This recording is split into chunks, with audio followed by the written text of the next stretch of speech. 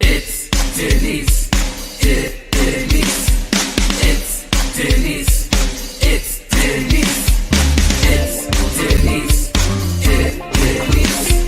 It's a podcast party. It's a podcast party. It's a podcast party. I gotta say, I feel like we're besties now after this. What's up, guys? It's Denise Salcedo. What is up, everyone? Welcome to Speak Now Pro Wrestling. I'm Denise Salcedo, and today we are going to be chatting about NXT 2.0, the December 7th edition. What a night, everyone. We got so much to talk about. We got a lot of speculation as to whether or not Johnny Gargano is officially leaving WWE, or will he continue to stay? Well, we're going to talk about that all right here tonight because there's so much to get into. Guys, I am going to be interested to hear your predictions, your opinions, what you guys thought about what happened here tonight, and so much more. But before we get started, I do want to remind you guys all that this is a very interactive show. So please make sure to take part in the chat. I will be pulling up some of your comments, getting some of your thoughts, some of your predictions, etc. as we go throughout this entire show and talk about everything that went down, because on top of this was also the fallout of NXT WARGAMES. So we had NXT WARGAMES, this big show that went down with the new version of NXT 2.0, their first official non-takeover takeover. And then we had this interesting close with Johnny Gargano. So we're going to talk about all of that and more. Additionally, if you guys want to send in a super chat, you guys are more than welcome to send in a super chat. Send it in and I will make sure to read all of your thoughts. Additionally, if you do send in a super chat, I get to keep 100% of all proceeds for sending those in. All right, so let's get this started because there's so much to get into here tonight. But we got our first super chat. This one is from Cameron Mumford, who says, this episode was literally the Johnny Gargano show, but leave it to WWE to take something so sacred and taint the moment. Unless this is leading to Johnny to resign, that segment, especially how it ended, was pointless. So we're going to go ahead and start talking about the Johnny Gargano situation. Before I usually go through the show in a nice chronological format, but I want to go ahead and get started by talking about Johnny Gargano and pretty much everything that went down here tonight with him and sort of the predictions as to why I think they did the finish that they did with this here. I'm also curious to see how you guys felt about it. Did you like it? Did you love it? Did you hate it? Go ahead and let me know. But let's go ahead and talk about Johnny Gargano, because here's what went down. So for a bit now, we have known that his contract has basically been coming to an end. We already knew that this was going to happen. It was said that he signed an extension so that he can do War Games, etc. Okay, did War Games, and we kind of already knew that this was going to be the end. At War Games, he said he was going to come out tonight and basically address the fans and let the fans know about his future. On top of this, Johnny Gargano is going to be a dad soon. His wife, Candice LeRae, is pregnant and they are going to be having a child. So he comes out here tonight and he addresses the crowd, and here's what he had to say. Now, there were some things where I kind of feel like either maybe I read too much into this, or maybe there were little Easter eggs. I don't know, but we're going to go ahead and talk about it. So Johnny Gargano comes out and he is teary-eyed, okay? He has this very emotional look on his face, and I'm thinking, okay, either this is going to officially be it or this is going to be a swerve. Like, my gut still is that it's going to be officially it. Like, this is done. So we get the Johnny Wrestling chants. Everybody in the CWC is, paying their respects to Johnny Gargano, etc. He then says that this is going to go as long as he wants it to go because they gave him the time that he wants. And NXT today did end a little bit later than it normally does. I think it ended like a little bit after 7:10. So it did take the time up that he essentially wanted. Throughout this, we get the people chanting, please don't go, etc. Then Johnny Gargano basically starts off by saying that he didn't have anything planned specifically for what he wanted to say, because he wanted to go out there and essentially have this moment and pretty much talk about how he feels the second he is there in that moment. And then this is what I really like. So he starts to kind of talk about his time in NXT. And one of the things that I didn't expect him to bring up was when he said that he wished that he would have been able to enjoy this experience more. And the reason that he said that was because he was constantly worried, constantly making sure that he put out the best wrestling that he possibly could for all of the fans, because he always wanted to have the best matches and put out the very best wrestling for that NXT audience. And then he thanks the fans for essentially helping him live out his dream, etc. He then goes on to say that he's still inside of himself, he's still the 8-year-old chubby little kid that's like a big wrestling fan, still suffers with insecurity and all of that. Then he goes on to talk about self-doubt. And I really liked that he talked about this too, because he talks about self-doubt and always having that, even having that today, even in this moment as he's possibly saying his goodbyes, he still feels this self-doubt. And he says that the only place where he did not feel self-doubt, where he always felt special, where he felt like he was somebody important, was always in that NXT ring. He then says, people asked me for such a long time, why did I stay here in NXT for as long as I did? Why did I stay in NXT for as long as I did? And he says because he loved it, and this was the place where he wanted to be. On top of this, he puts over people like Shawn Michaels, he puts over Triple H, he puts over Matt Bloom, Vic Joseph, Jeremy Borash, and all of these people behind the scenes of NXT who essentially helped him get to where he is now and helped put together, a lot of what goes on behind the scenes and the show. And then he says, I know change is scary, but it needs to happen. On top of this, he adds, you'll never fail if you bet on yourself. And then this is where this one, read it the way you guys will, guys. So Johnny Gargano basically says that in February, he starts a new job. And I'm thinking, where is he going? We all know what takes place in February. And then I was like, okay, he's going to say something about the pregnancy, something about becoming a dad, etc. And he did. He ends up saying, I start my new job as a father. And he's sort of getting emotional, saying like, I'm going to love this baby so much, etc., etc. And then we hear like this ruckus and this commotion from the crowd. And I'm thinking, okay, someone is coming out. Who's it going to be? Someone's going to come out and they're going to attack Johnny Gargano. You can tell by the crowd's reaction because they're not necessarily reacting anymore to what Johnny Gargano is saying, but rather what they are seeing. So it ends up being Grayson Waller. He comes out, hits him with a chair, and essentially beats him up. He literally puts the chair through his neck, runs his head through with the chair into the steel step, power bombs him into the commentary table, and literally just like leaves them there on the ground. And that is the closing image of Johnny Gargano in NXT. So here we go. Let's break this down for a second. Now, the way that I saw this, because this didn't feel, I think a lot of people are kind of wondering, okay, is this going to be a continuation because of the attack that we saw? Personally, I think that the reason they did the attack was to leave this open-ended. I think just in case, for whatever reason, Johnny Gargano decides to actually go ahead and re-sign with WWE, which I'm assuming is obviously their hope. I have a feeling that that's the reason why they essentially had this attack on Johnny Gargano, why they did it this way, so that they could leave it open-ended. Just in case he were to re-sign with the company, they can sort of pick up from where they left in that point in time. Now, let's say he weren't to resign or anything like that, and this was literally the last we saw of Johnny Gargano, then this to me feels like, okay, this is just getting this guy to get this massive heel heat by taking out this person who meant so much to NXT, and now he essentially took him out and ended his career. So my prediction on all of this is that Johnny Gargano obviously I think he's going to be taking time off, to be a dad and to be with his family.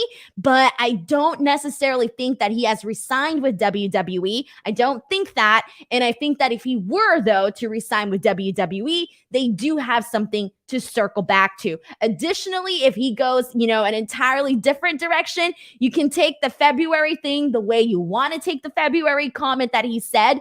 That can mean lots of things. He could be taking time off, come back to WWE, or he can take time off and then, I don't know, go with AEW, go a different direction, whatever direction he prefers to go in. So this is why I think they did the finish that they did to Johnny Gargano's addressing of the audience. So guys, send in your thoughts. Do you sort of agree with me? Do you think that this is why they did this, that they left it open-ended for a possibility?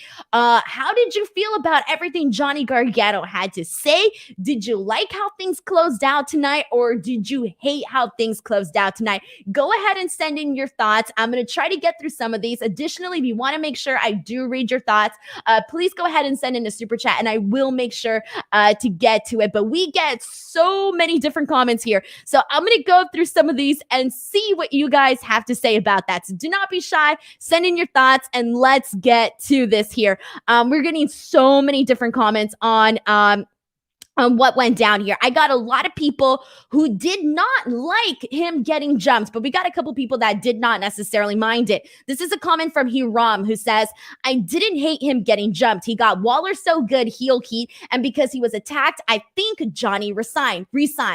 Oh my God, I keep wanting to say resigned. Resigned.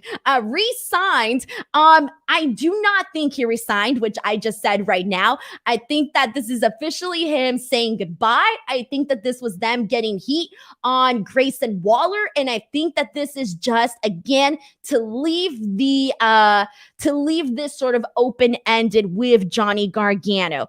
And let's go through a couple of more comments here. And let's see what we got.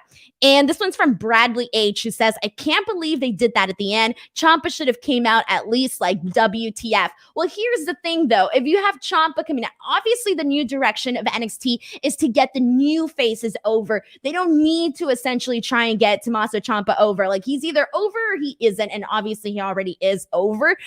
Somebody like Grayson Waller, who is new to the company, would obviously benefit from getting this type of heel heat, this type of response from the audience. So let's go through a couple more here and let's see what people are saying. This one's from Zeno Hour, who believes that the show as a whole felt a little bit of a letdown after Word Games, but the last segment had him intrigued.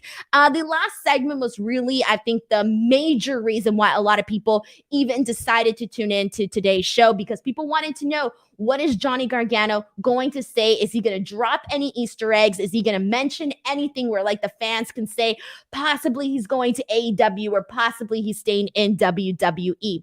This is a comment from Daryl Walk, who says, I don't think they would have done the angle if he hadn't resigned at some point. FF Beer Money says, I don't think he has resigned. This was a compromise.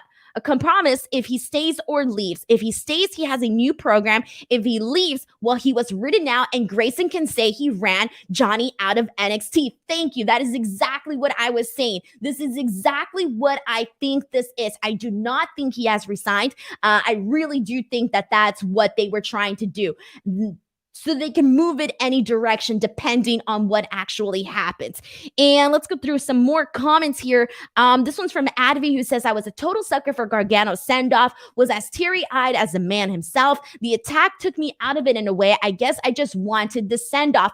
I wanted the send-off too. I really did, because it was one of those things where he was kind of getting into the good stuff. You know, he's talking about becoming a father. You know that obviously those emotions are very true. So when he's going out there and he's getting teary-eyed and he's getting emotional over this, you kind of want to see a little bit more. And the second I knew it, the second I saw the audience kind of, making all those rumbling sounds, I was like, all right, something's gonna happen here. This isn't going to end the way that we thought it was going to end.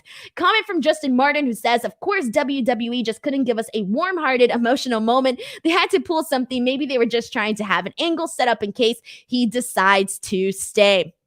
Matt Hensley says, great promo. I didn't mind the attack. Waller said earlier in the show he was going to do something that'll get views. And when he didn't show up for the rest of the show, I knew he was going to show up.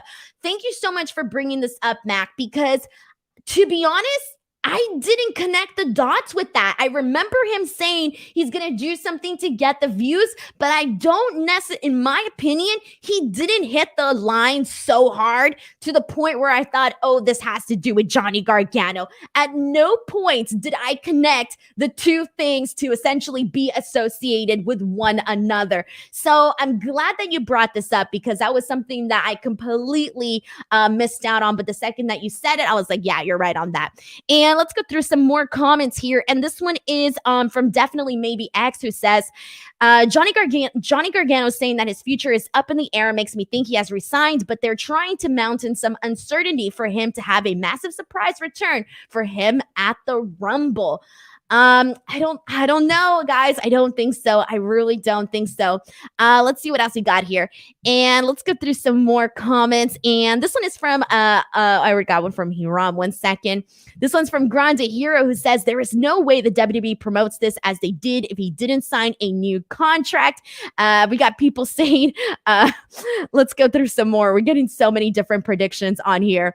And this one's from 554K, who says, just based on how you described it, I agree with you. Otherwise, they will most likely have done the attack. Danny Spears says, this could have been a nice moment, though I feel robbed. It sounded like a retirement speech to me. Definitely not a retirement speech whatsoever. I don't think so. Taylor Cannon says, I understand him getting jumped and I'm okay with it. I think he's taking a break. I don't think we'll know what he's going to do until after his kid is born.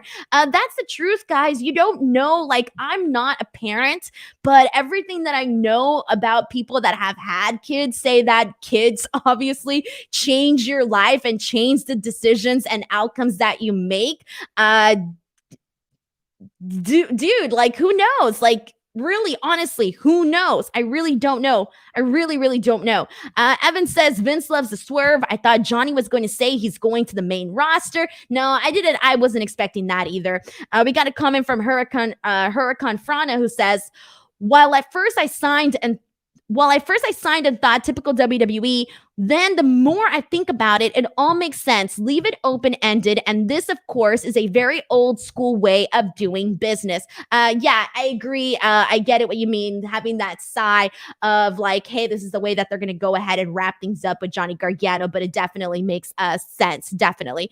And this is from Orlando Orego, who says, now that you said that it could be an angle, I could see that. I think he needs time to spend with his child. Maybe he will resign, maybe or not. Jesus Christ, what a night, everybody. Just this alone is going to be very newsworthy, I'm sure, until we actually get reports of what really is going down with Johnny Gargano.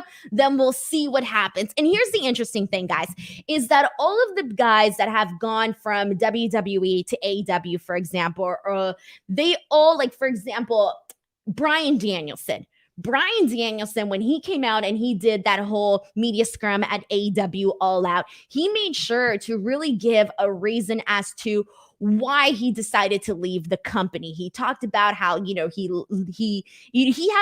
has family there. For the most part, he had a good relationship with Vince McMahon, etc.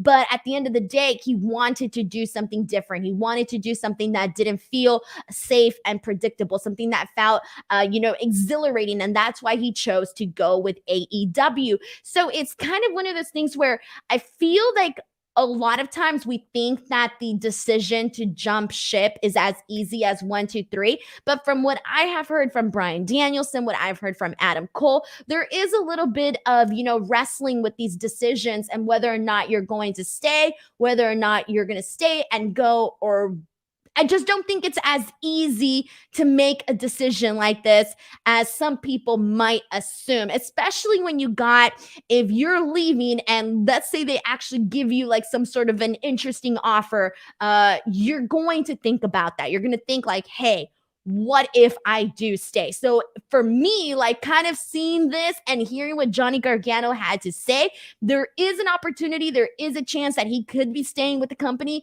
But I really kind of right now feel like this is it. I feel like this is it. I don't feel like they'd be doing this giant hoorah if this wasn't it. So this definitely feels like something open-ended for me. And let's get some couple of more comments. This one is from Definitely Maybe X, who says, I'm curious as to why you think they might continue this angle if he signs a new contract. Don't see him coming back to NXT in any case. It's either a main roster call-up or he's leaving. That's the thing, too. That's why part of me really feels like they just wanted to give Grayson Waller some heat. They wanted to give him a little something to brag about at the end. Like I said, at the end of the day, you want to get your new talent over. You want to give your new talent something.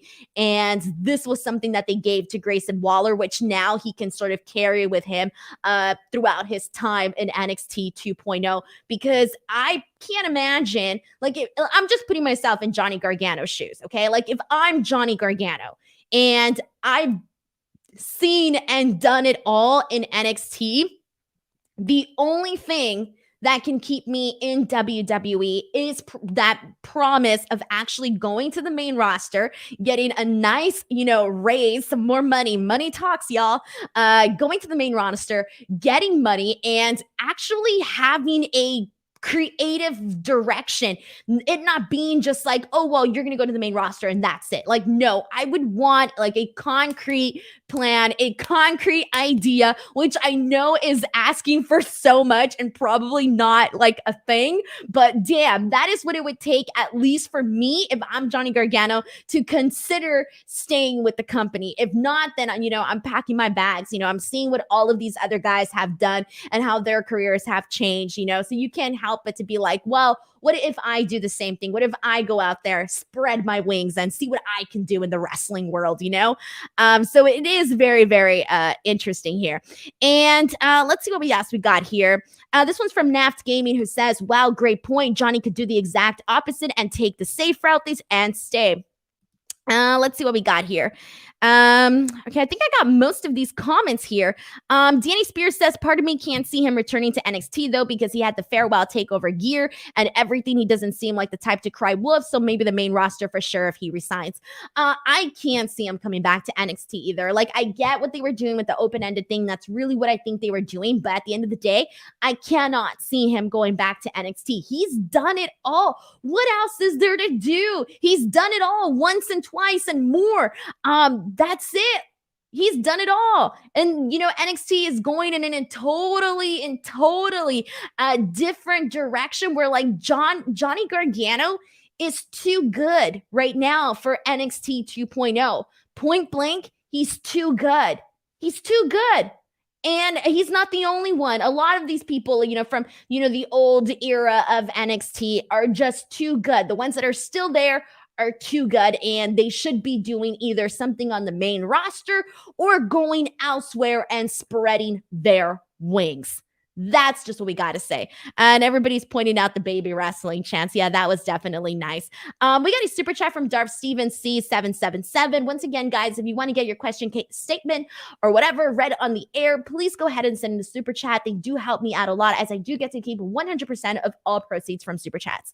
Darth Stevens says, Denise slaying it all week. You're the best. Yeah, I had a pretty interesting week. I'm going to continue to have an interesting week.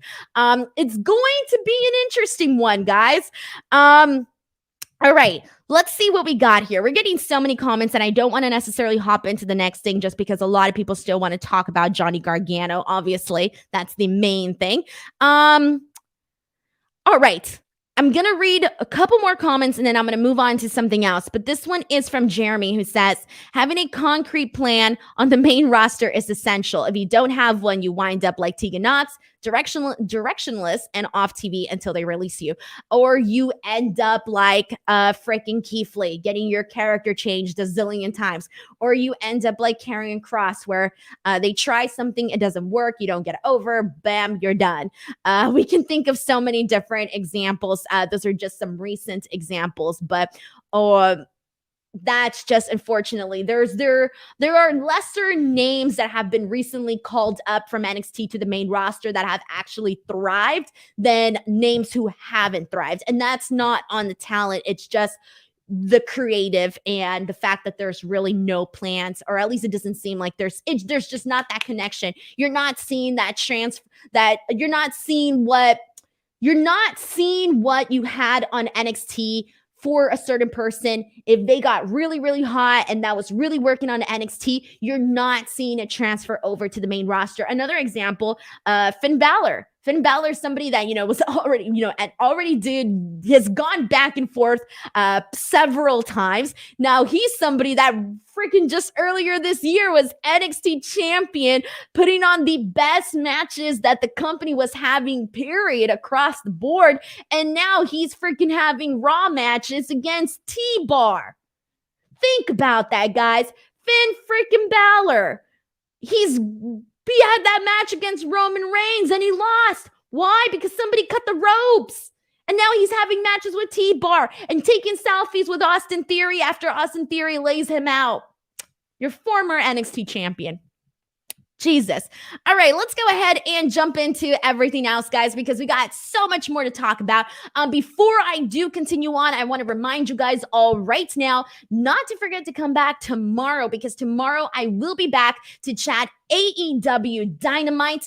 So we will be talking about that tomorrow. I will not be here on Friday. Friday, I will be at a different event. I'm going to be doing backstage interviews for an MMA promotion. So I'll be doing that on Friday.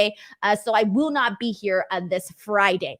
But let's go ahead and get into this, guys. Let's get into the show because there's still so much more to talk about. So we kicked off the night with like the fourth freaking cage match that we've seen since Sunday. We had the 2 War Games matches, the women's and the men's. And then last night on Raw, we had Biggie versus Kevin Owens in a really awesome steel cage match. And then tonight, we had another person that is now gone from freaking WWE from the looks of it. We had Von Wagner versus Kyle O'Reilly. So we didn't just say goodbye to Johnny Gargano. We also said goodbye, from the looks of it, to Kyle O'Reilly. We haven't even talked about that. Jesus Christ. All right, let's get into this steel cage match. It was not good. This steel cage match. Oh my God. So I feel really bad. I feel really bad for Von Wagner. And the reason why I feel bad is because I'm gonna be nice here, okay? But since we've been seeing Von Wagner on NXT 2.0, it's been like not that great. I think that we've been seeing a lot of other guys that have gotten over either because of their in-ring work, or they've gotten over because of their character, or a little bit of both, right? So you can come up with a couple of examples. Tony D'Angelo got over because of his character. Braun Breaker got over because, more so of like, where he come, his family legacy and what he can do in the ring. Okay, cool. Different reasons to get over, right? Von Wagner has been that person that that they see him as a potential, WrestleMania main eventer, but then you have him coming out and having these matches that are not that good. However, this War Games match when he was teaming with Kyle O'Reilly against Imperium, that was a great match. It was a great match, but he was in there and he was protected. He was protected by, having all of these other guys that can help him get to this good match. Cool. So I was expecting for this steel cage match, given the fact that he was in there with Kyle O'Reilly, I was expecting it to be good. I was expecting it to be decent. I don't even feel like it was decent. I think it was one of like the worst steel cage matches that I've ever seen. This felt like, I don't know, man. This felt not good, especially when you've had, I mentioned the 2 War Games matches. I mentioned the steel cage match on Raw last night. And when you are following up all of those cage matches, you need to go out there. And if you're the last one, you need to go out there and you need to put forth something exciting, something impactful, something that's going to get the people going. You know what? I may be just a tiny bit sick of seeing so many cage matches, but you know what? This match is good. And this match is getting me excited for what we're seeing here. I did not feel that way. So it started off with Kyle O'Reilly essentially attacking Von Wagner before they made it to before he finished his entrance. So I thought, okay, cool, we're getting this match started hot, etc. And like the first portion of this match was like pretty okay, especially when you had Kyle O'Reilly essentially being the one that was on the attack, the one that was really doing everything in the match. But then we just had the world's longest rest holds in this steel cage match. I'm thinking to myself, why am I looking at this freaking rest hold that's lasting like 40 minutes? It wasn't 40 minutes, but you guys get my point here. It was just one of those things where I thought to myself, we're not doing any favors at all right now for either of these guys. And there was a moment where I thought, why are we in this rest hold for such a long time? Why aren't we doing anything? There's a cage around us. There's a cage. Utilize said cage. That was one of my big issues with this match, is that when Von Wagner comes off as, passable in the ring, it's when he's hitting those power moves, when they have him do, your typical big guy WWE move set.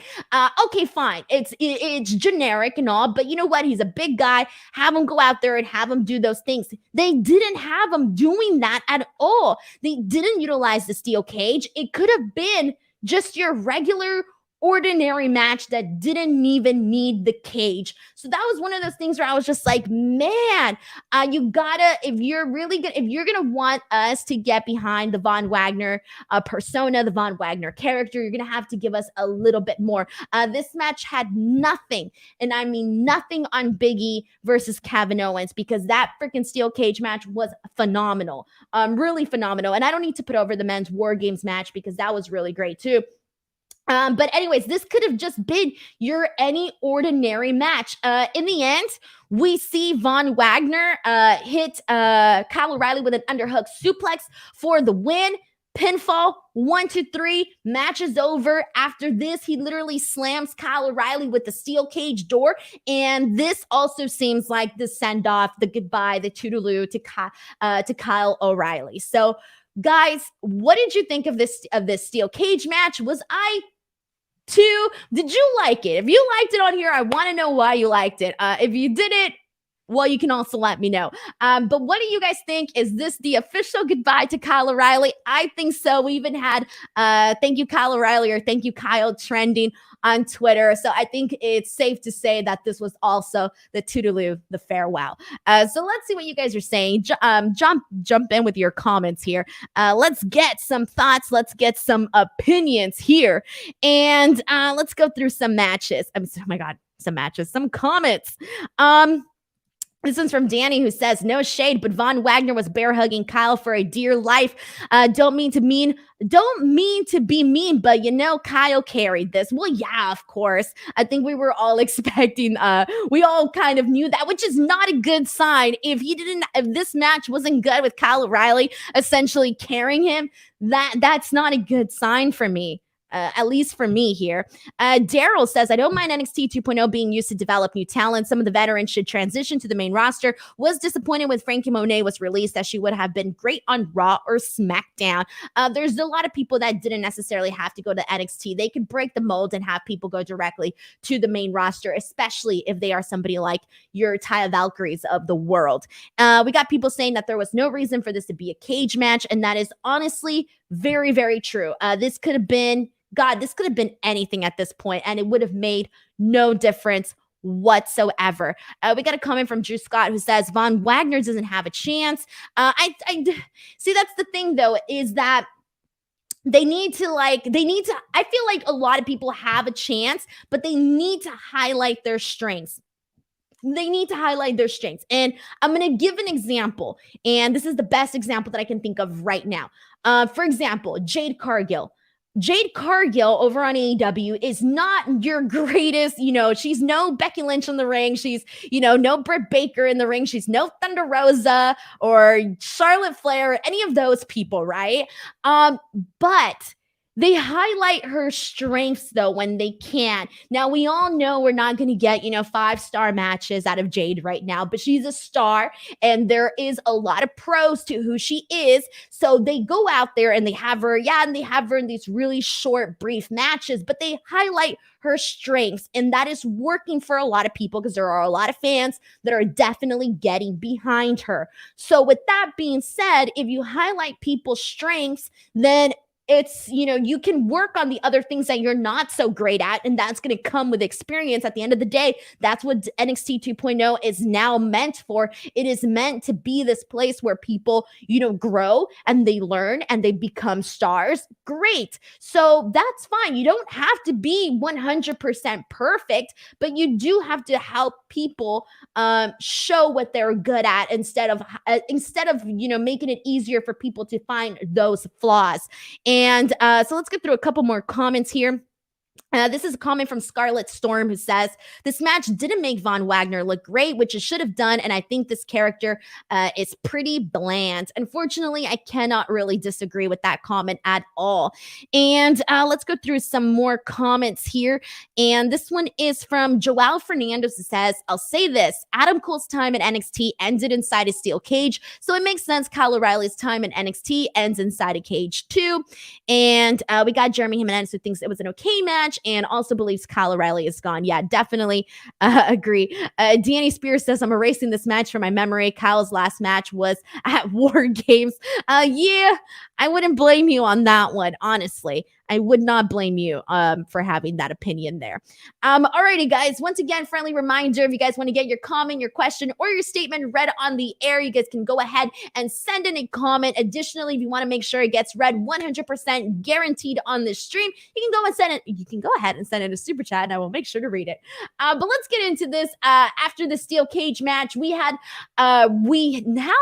another one of those interesting promos with Harlan and Joe Gacy. Now, Joe Gacy, he's our favorite on here. Joe Gacy. This character it's been up the wall. It's been a little wild with Joe Gacy. But you know what? At the end of the day, he provides me good meme material, and that is more than I can ask for at this point. All we really need to know from here are two things. Joe Gacy mentions something. He hints at changing a show's name. He hints at wanting to call it something else due to I think he mentioned something about like the size limit, etc. Okay, so take that for what you will. We'll see what ends up happening with that. I don't know if he was maybe talking about 205 Live. Probably that. I don't know. But he also says that we are going to be officially seeing Harlan's in-ring debut over next week on NXT. So we're finally going to get to see Harlan in action. So I'm, for one, and kind of excited to see what they're going to do with him, how he's going to be in the ring. I have not seen anything, and I mean anything from his.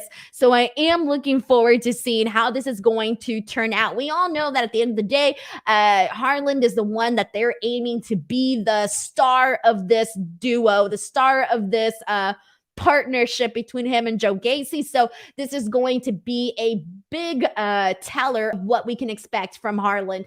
I'm assuming it's probably going to be like a quick squash match, but let's see if it's at least a good squash match. Joe Gacy basically says that he's tired of people judging Harlan by his size, that they judge the size of his body, but they should judge the size of his heart.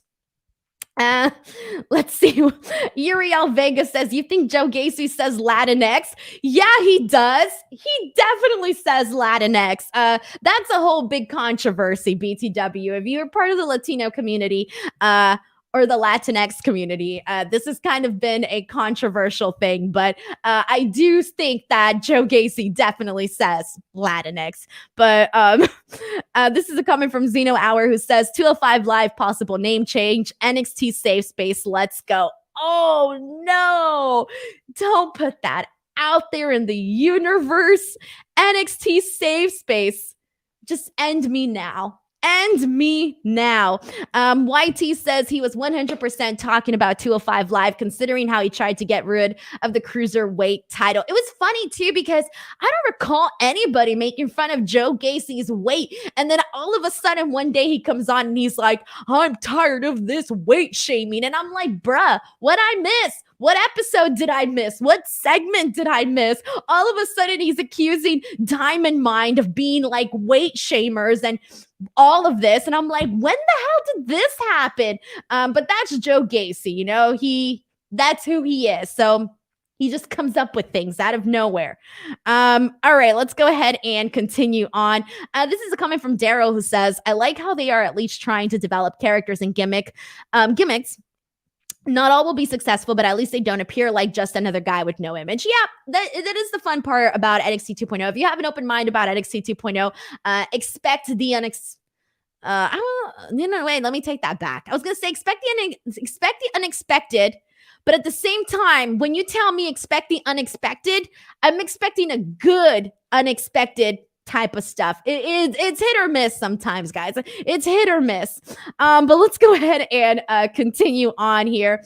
And all right, so after this, we got Braun Breaker coming out. He challenges Tommaso Ciampa once more for the NXT title, but instead Malcolm Bivens comes out along with Diamond Mine, and this essentially happens to end up being a setup for a match between Roderick Strong and Braun Breaker, and he accepts the challenge. Nothing more really to add there. We get a match between Creed Brothers and Briggs and Jensen.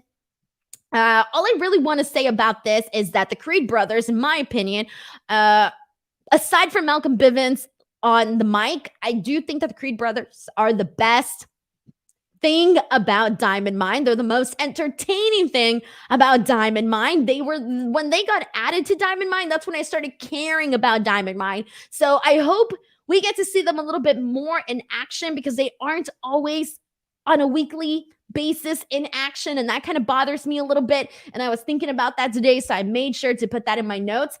We need to see the Creed Brothers in action more. Either way, I did not mind this match. However, it wasn't my favorite. And the reason why it wasn't my favorite, because the reason why I became a fan of the Creed Brothers, I just want to see them kill people. I just want to see them go out there and beat all these guys. I don't want to see the Creed Brothers get beat. There's no fun in that. It didn't feel fun. And I like Briggs and Jensen and them. They're okay. Like, we're learning who they are. Cool. But I want to see the Creed Brothers go out there and kick some butt. That's what I want out of my NXT 2.0. So this match was like, all right. It was picking up. It was getting there. But then we had grizzled young veterans essentially get involved. They take the tag rope. Off. So Briggs and Jensen aren't allowed to. They can't tag each other in because of the tag rope is missing. Okay, great. Either way, they still get the win in this match. I don't really care for seeing the Creed Brothers lose. I don't care. So because of that, I had kind of no interest. I was out on this one, guys. Let's see what we got here, guys. This one is from Denzel, who says the crowd really wasn't into it. You want to know why? Because they wanted to see the Creed Brothers rip heads off bodies. That's what we wanted to see That's what we wanted to see from the Creed Brothers. And we got Devin saying MDK Salcedo rearing her head again. If you are new to my streams, I hate to say this, but the more violence, the better. And if you are a regular here on this show, you know that I love the violence. There's a reason why I work with GCW. You all know it. The more violence, the more blood. I'm here for it. All right, guys, let's go ahead and continue on from this. I didn't like this next segment. Duke Hudson. I feel bad. I don't want to pick on Duke Hudson. Yeah, I feel like every week I'm picking up poor Duke Hudson. He's gonna kick my ass one day. Be like, you're always putting me down on this show. Well, I'm sorry. Anyways, he comes out. He got his head shaven bald at NXT WARGAMES, but he comes out and he tries to do the Kurt Angle thing when Kurt Angle got shaven bald and he had the hair and he had the headpiece, and it was really funny because Kurt Angle's freaking amazing and Kurt Angle's the best, and you can't just try to duplicate Kurt Angle. It doesn't work like that. But anyways, he comes out, Duke Hudson. He's got this Golden Girls Ric Flair type of wig, and it's, the very blonde white hair type of wig, and then he has the headpiece on so that it doesn't come off. He goes at it with Cameron Grimes. All we know is we're going to get a no holds barred match between them next week. Cameron Grimes, Duke Hudson at NXT WarGames wasn't my favorite, so we're getting this match again. I really think we needed this match again, but we're getting it again. There really isn't anything else to say. There isn't anything else to say. Although I just wanted to see him bald. That's it. They didn't even give me that this week. Damn it. Damn it, damn it, damn it. All right. All right. This is a funny comment. This is from Cadillac Carson, who says, "Don't worry, Denise. They don't do intergender stuff in NXT. You're good." Thank you. I won't get my ass kicked anytime soon. I appreciate it. Thank you for the reminder here. Grounded Hero says a hair versus hair match should be the end of a feud. Why is this continuing? Yeah, I second that too. But a hair versus hair match it's treated differently here in the States than it is in Mexico. So we'll see what happens. This is another comment from Cadillac, who says, "Kurt with the fake was classic, can't be replicated." It can't. Moments like that are like iconic, and I consider that one of the like iconic moments. They can't be duplicated, and you got to be really funny to pull that stuff up, guys. All right, let's see, where are we going at with this? After this, we get a quick segment backstage, or in the parking lot, excuse me, where Grayson Waller is hitting on a girl. I don't know her. If I should know her, I'm gonna feel really dumb right now, but I didn't know her. Grayson Waller's hitting on her. LA Knight steals his girl. Cool. At least they're finally arguing about something that makes sense. I can buy two men arguing over a girl. I can buy that. What I can't buy is arguing over who should host Halloween Havoc in a vampire suit. Because that's the last thing that these two guys were arguing about. At least now, they're arguing about a woman. I can get behind that, guys. I can get behind that. Thank you so much, Tessa Price. I appreciate it. You guys are smarter than I am. Host the show. Take over. All right, let's get into this. Carmelo Hayes versus Dexter Loomis. This one's kind of like similar to kind of how I felt about the Creed brothers match, where like Carmelo Hayes, and I get it, he wasn't 100% because he's coming off of NXT WarGames, so he isn't fully, tip-top shape. We get that. All right, cool. So he's not going to go in there and have, the greatest match ever.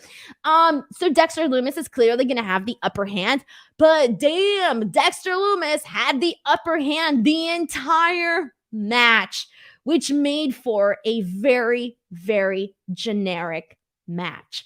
Carmelo Hayes is freaking awesome. He's been on a roll. He's been so impressive. He was impressive at NXT WarGames. So this match for me was kind of like, this is not what I want to see with Carmelo Hayes. Like, he's doing such a good job. I want to continue seeing him do a good job. However, there were a couple of moments that I did like in this match. I liked Loomis pulling him up and down with the tape that's around his ribs, pulling him up and down like a yo-yo. That was pretty fun. I liked the springboard clothesline from Carmelo Hayes. That was fun too. And the leg drop from Dexter Loomis. That was also fun. Other than that, I did not, the ending, the finish of the match. Excuse me, how dare I forget the finish? Throughout this entire match, Trick Williams is essentially afraid of Dexter Loomis. He's been afraid of Dexter Loomis now. That's like the story they've been telling. At this point, it's not funny anymore. It was funny when they were going to his creepy location, and Carmel and Trick Williams was like, they were both afraid of Dexter Loomis. Okay, cool. But you are a pro wrestler now. You are a wrestler. You are supposed to be tough. Dexter Loomis is just a man. He's just a man with creepy eyes and a mustache. You should not no longer be afraid of Dexter Loomis. I'm sorry. The guy draws and fell in love and went on a honeymoon. That's it. You should not be that afraid of Dexter Loomis anymore. So anyways, I think they need to have Trick Williams, toughen up a little bit and no longer be afraid of Dexter Loomis. Anyway, so Dexter Loomis is about to get this win. Trick Williams ends up, I think he slaps him, but it kind of looked like he slapped his own partner. But I think he was slapped Dexter Loomis. He slapped somebody, and it ended up being a DQ. Dexter Loomis wins. I think he was supposed to slap Dexter Loomis, but it looked to me like he slapped Carmelo Hayes. I don't know. I think it was the camera angle, whatever. So that's what we got from this here. There's not anything else to add to this here. We got people asking, where is Lash Legend? She wasn't on this week either. I don't think we saw her last week either. Did we see her last week? I don't remember. All right, guys, let's go ahead and move on. We got a super chat. Thank you so much to 554K who says, okay, side note, I watched your GM mode video from the GM made mobile game, and you would make a great GM if needed. WWE had content like that, I would watch. No, I think that my GM style, like if I were a booker for a company, I'd probably be more like Vince Russo. I would just be throwing out all of these crazy ideas, all right? And let's see what works. That's more my style. So I probably wouldn't be a fan favorite. But all right, let's see what we got here. Anything else? Nope. All right, let's go ahead and jump into some. Al Profe Jr. says bro. And I also say bro a lot. That's it. Just little pile driver finishes to just make yourself champion. All the best bookers. Just make yourself a champion. I'm being sarcastic. All right. Let's get into these. Let's get into the rest of the show, guys. What do we got next here? All right. So, here we go, guys. Finally, I'm so glad that we finally have we finally know who the shaman is, and it is none other than, drum roll please. That's a terrible drum roll. Let's forget that. Your favorite broadcast journalist, Matt Riddle. Matt Riddle, ladies and gentlemen, was the shaman. And I hate myself right now. I totally hate myself. Why didn't I see this coming? Seriously, though, why didn't I see this coming? I didn't see it coming. I felt so stupid. When it was revealed, I thought, dude, it was right there. You could have predicted this. You could have been a smart wrestling fan. No, instead you were like, it's Matt freaking Riddle. I love this. I freaking love this reveal so much. I was a fan of this. I like funny Matt Riddle. Matt Riddle, like just going out there and being like dumb and silly. I like that type of stuff. I loved everything that he did last night on Raw as the broadcast journalist. My favorite was when Otis literally picked him up and Matt Riddle was like, I'm a journalist. It killed me. Even after the show, I was walking around going, I'm a journalist. Okay, so he's revealed as a shaman. So he's the guy behind the MSK name, behind the concept, etc. And MSK is essentially kind of going under his wing, and they're asking him like advice. They're asking him like tips, and basically he's giving them advice. And they're sitting by candlelight. It's very, very bromantic, is what we got here. So I like this, guys, and who knows? Maybe we're going to be seeing more appearances by Matt Riddle on NXT. I kind of hope so. Because he did say that he was going to stick by them. Now, I don't know if that just meant sporadically or like just as a friend or as a permanent thing.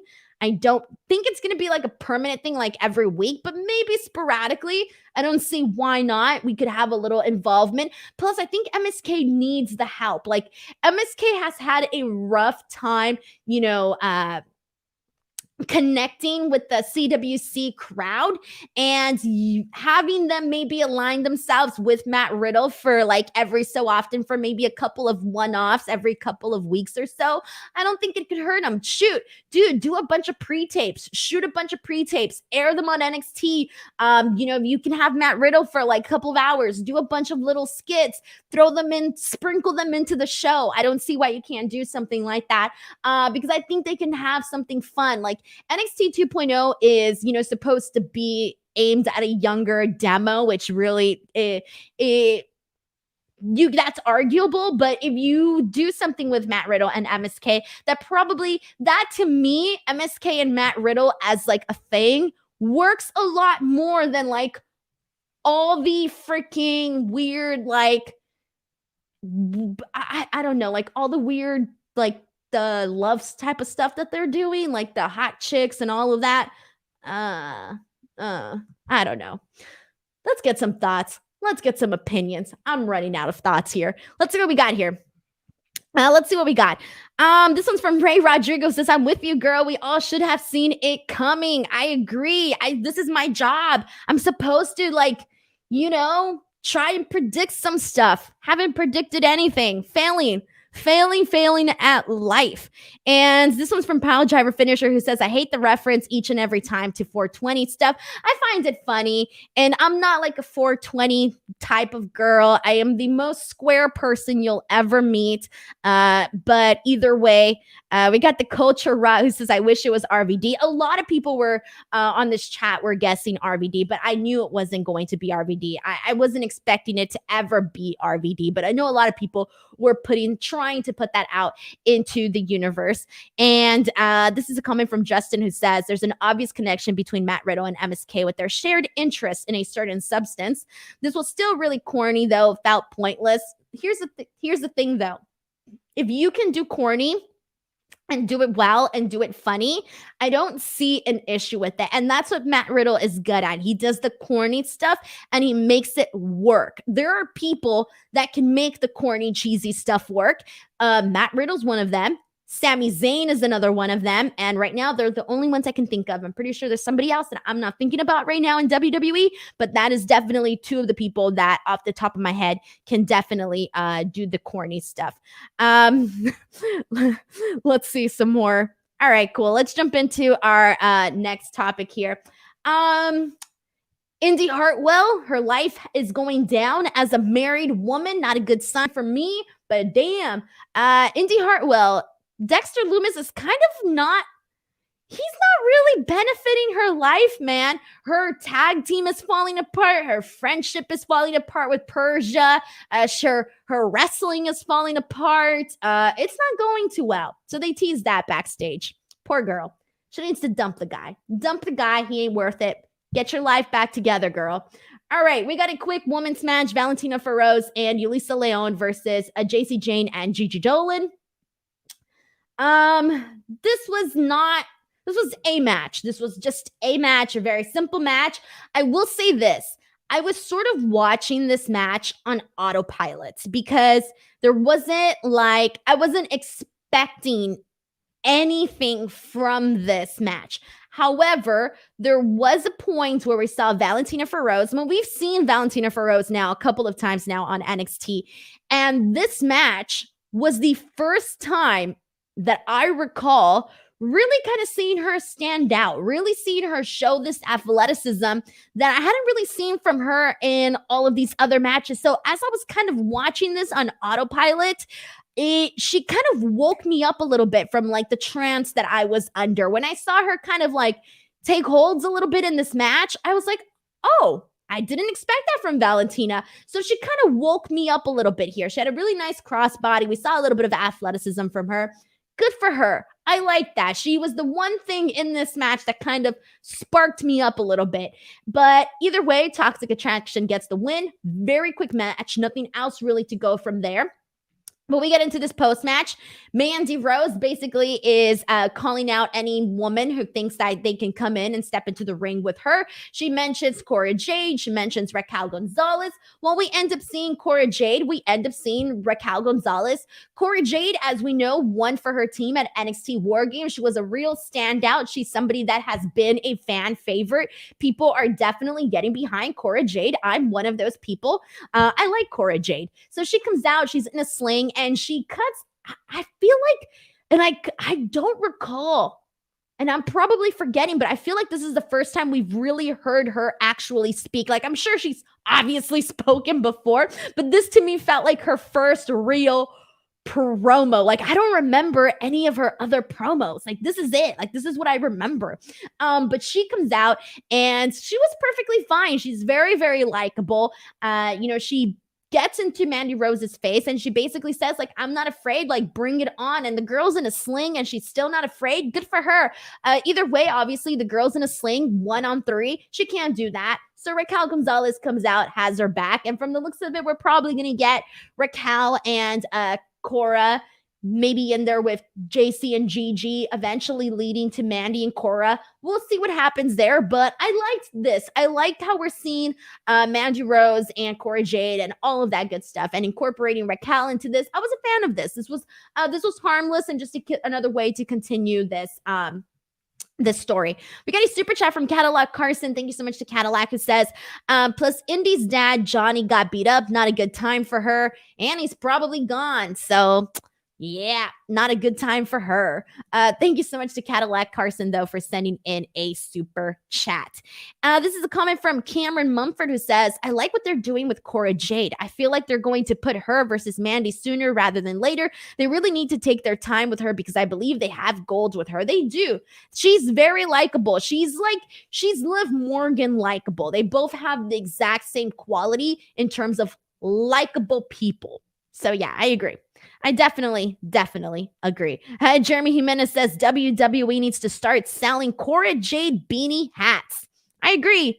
I wouldn't buy one because I don't wear beanies, but would definitely think that'd be a good thing to sell. Also, really quickly, guys, on Friday, I had a super chat from Killer Mike 375 that I didn't get a chance to read because he sent it after I ended the stream. I do want to read it right now because he says, just an appreciation super chat. I love the streams. Have a good night. So I want to make sure his super chat gets read on the air. Thank you so much to Killer Mike. I feel so bad. That's my pet peeve when I end the stream and then a super chat comes in and I'm like, no, I couldn't read that one because I am a little bit ahead of you guys. All right, and let's get into this. After this, we got a quick promo from a quick vignette, for Tiffany Stratton. Tiffany Stratton, again, she's doing the daddy's little girl thing. This is now, I think, the fourth or third vignette that they have played for her. And this one was definitely one of the best ones because they've been showing, more of her like bougie character and, being the rich little girl and, oh my God, my life is so perfect. All of that stuff. But this time they showed more of her background in gymnastics and what she can do and her athleticism. And I was looking at that and I was like, whoa, girl is good. If she can make sure to incorporate, if she can easily transfer her gymnastic skills into wrestling, she's going to be fun to watch. So I'm excited now. After what we saw from her vignette today, I'm excited to see what Tiffany has to bring to the table. We got a super chat from Heidi Ho 77. Thank you so much to Heidi, who says, this crowd is trying to ruin Cora Jade like they did MSK with the You Can't Skate chants. Wow, I didn't catch that for some reason. Why didn't I? Oh, yeah. Never mind. I remember now. Nope, I remember.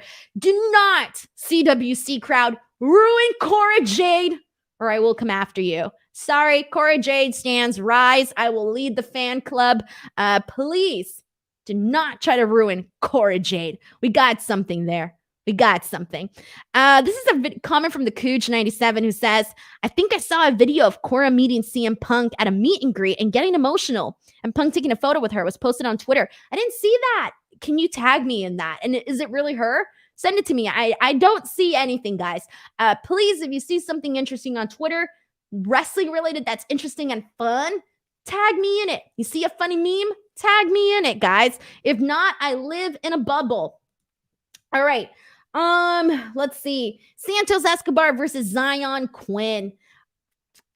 All right. The only things I really liked, this is fine. This was harmless. This was probably one of the, I'm not going to say one of the best. There wasn't that much good wrestling on today's show. Hold on. Steel cage match, not good. Creed Brothers, Briggs and Jensen, not that great. Carmelo Hayes, Dexter Loomis, not that great either. Tag team match, not like just a match. Santos Escobar, Zion Quinn, may have been the best thing we saw tonight. And it wasn't like OMG, but love the Hurricanrana from Escobar from the top of the rope. That was fine. Other than that, they're really just pushing this whole thing with Zion Quinn and Elektra Lopez. Once again, we're kind of sitting at the exact same spot where we were last week. Is Elektra Lopez fooling Zion Quinn, or is she fooling Legado del Fantasma? Because during this match, she put the brass knucks on Zion Quinn. She puts it on him, and you're wondering, was she trying to frame him, or was she trying to help him? I have a feeling that she's going to act. I think she's going to act to Legado del Fantasma like she's framing him. So they're going to think she's on their side, but I don't think she is. I think she really is like madly obsessed with Zion Quinn. That is the direction that I think they're going with this. But other than that, we're kind of sitting in the same boat. Did I say Carmen Electra again? Jesus Christ. Please don't tell me I did. Don't tell me I did it. Nope. I've been practicing. It's Elektra Lopez, not Carmen Electra. I will rewind and rewatch this afterwards to make sure I did not say Carmen Electra. Damn it. Moving on. What the hell is after this? Okay, Santos Escobar, Zion Quinn. Next week, we're getting Duke Hudson, Cameron Grimes, No Holds Barred. I already talked about that. And we already talked about Johnny Gargano. That's it. We're done. We did it. Show is done. Thank you. Oh, thanks. So you just tricked me. I saw your comment and I was like, bro, I did it again. Thank you. I appreciate that. I did not do that. Danny Spears says they're here for the drama about Elektra Lopez and Zion Quinn. They're going to so make this into a telenovela. You just know it. You just know it. All right, guys, there you go. That is NXT 2.0, the December 7th edition. Please do not forget to tell your friends about this show, guys. I'm trying my hardest to keep spreading the word about my show. I appreciate every single person that comes on to watch me. This week was absolutely nuts. I was on the NXT WARGAMES pre-show for a whole minute. It was awesome. I had a great time, and I know that there was a lot of talk about that, but I just want people to know that at the end of the day, I just want to thank everybody for their support. And there was a lot of people that really were happy for me and said a lot of really nice things about it and really made me feel very, very special. And from the sounds of it, I may be on again in the future. I don't know. It's not really for sure, but I have been talking with people, and there might be another opportunity for me to come on again, maybe for a longer period of time. Right now, I still don't know. That's really up in the air. Things change every day, as you guys know. But hopefully one day I'll be back on again, because at the end of the day, it's exposure. Somebody might see me on there and be like, damn, who's this Denise girl? I might like her. Hey, let me follow her on Twitter. Shit, she has a podcast? Crap, let me go and watch it. Cool. Oh, you know what? I like her show. Great. I'm going to tune in. Dan, you know what? I'm going to send in a super chat. Give this video a like. Tell my friend. All of that stuff just keeps getting people to tune in to the shows and helps me grow as a broadcaster and also as a podcaster. So I want to thank everybody that seriously had my back this weekend and supported me and congratulated me and all of that good stuff. I'm going to continue doing the coverage that I do, and nothing's going to change on that front. You're going to still see everything that I've been doing before this, as I have in the past as well. Other than that, thank you guys so much for everything. That's the stream. I will see you guys back here tomorrow for AEW Dynamite coverage, and then I will be back again next week. I will be here for NXT, etc., and all of that good stuff. So thank you guys so much. Have a wonderful day, everybody. Bye.